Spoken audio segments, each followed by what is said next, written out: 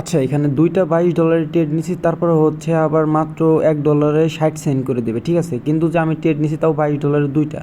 আর এমন একটা জায়গা থেকে নিছি, এইখানে ট্রেডটা নেওয়ার কারণটা কি, এখানে ট্রেডটা নেওয়ার কারণ হচ্ছে যে তিনটা রেজিস্ট্রেশন লেভেল, ঠিক আছে। মানে এইখানে দেখেন তিনটা যে রেজিস্ট্রেশন লেভেল আছে, এই তিনটা লেভেল দেখার পরে কিন্তু আমার ট্রেডটা নেওয়া হয়েছে, ঠিক আছে। আমি কিন্তু এখানে 100% শিওর শর্ট আছে যে আমার একটা 100% শিওর প্রফিট হবে, ঠিক আছে। না হলে কিন্তু আমি নিতাম না। আর হচ্ছে আমার রেগুলার তো বাংলাদেশে মনে করেন অনেক টাকার দরকার নাই। রেগুলার দেখেন 2-3 হাজার টাকা হলে এবারে বাংলাদেশে কিন্তু অনেক টাকা ইনকাম হয়, ঠিক আছে।